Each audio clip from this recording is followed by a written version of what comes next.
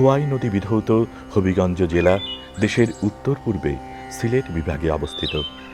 হবিগঞ্জ জেলার উত্তরে সুনামগঞ্জ ও সিলেট, দক্ষিণে ভারতের ত্রিপুরা রাজ্য, পূর্বে মৌলভীবাজার জেলা এবং পশ্চিমে ব্রাহ্মণবাড়িয়া ও কিশোরগঞ্জ জেলা।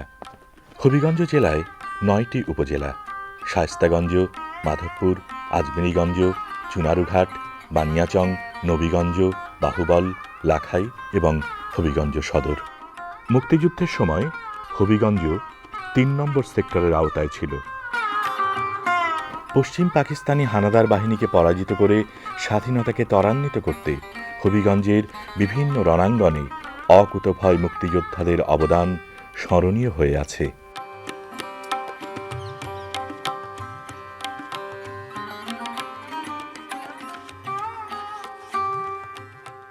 তৎকালীন এমএনএ মানিক চৌধুরীর বাড়িতেই ছিল ছাত্রলীগের কার্যালয়। এই সেই ছাত্রলীগ অফিস।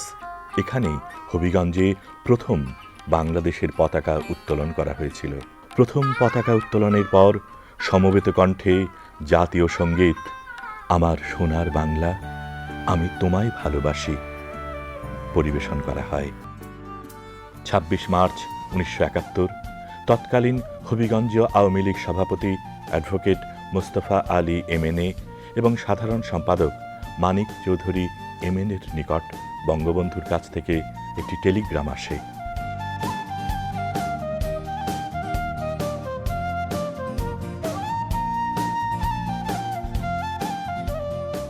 ২৭ মার্চ ১৯৭১ হবিগঞ্জের প্রতিরোধ যুদ্ধে প্রস্তুতি হিসেবে কমান্ড্যান্ট মানিক চৌধুরী এমএনএর নেতৃত্বে হবিগঞ্জ ট্রেজারি থেকে অস্ত্র ও গুলি নিয়ে আনসার ব্যাটালিয়ন এবং মুজাহিদ বাহিনীকে মুক্তিযুদ্ধের জন্য প্রস্তুত করা হয়।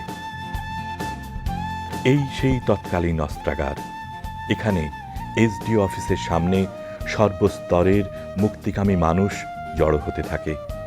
সেদিন থেকেই পাকিস্তানি হানাদারদের প্রতিহত করার জন্য ছাত্র জনতা প্রতিবাদে বারুদের মতো জ্বলে ওঠে। এই সেই ঐতিহাসিক তেলিয়াপাড়া চা বাগান। ৪ এপ্রিল হবিগঞ্জে মাধবপুর তেলিয়াপাড়া চা বাগানের এই বাংলোতে সংগঠিতভাবে সারা দেশে হানাদার বাহিনীকে প্রতিহত করে দেশ মুক্ত করার উদ্দেশ্যে যুদ্ধের কৌশল নির্ধারণ ও বাংলাদেশের স্বাধীনতার লক্ষ্যে ২৭ জন সেনা কর্মকর্তা ও মুক্তিযোদ্ধাদের ঐতিহাসিক শপথ গ্রহণ অনুষ্ঠিত হয়। আমি আমার প্রাণের বিনিময়ে হইল মুক্তিবাহিনীর একজন সৈনিক হিসাবে আমার মাতৃভূমির স্বাধীনতা সার্বভৌমিত্ব রক্ষার্থে সর্বশক্তি নিয়োগ করিব।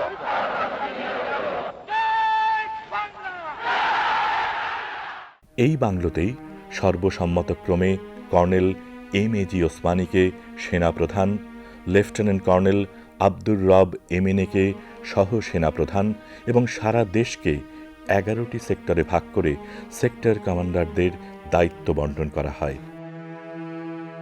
তাছাড়া তেলিয়াপাড়ার এই বাংলোকে মুক্তিযুদ্ধের প্রথম সেনা সদর দফতর ঘোষণা করা হয়।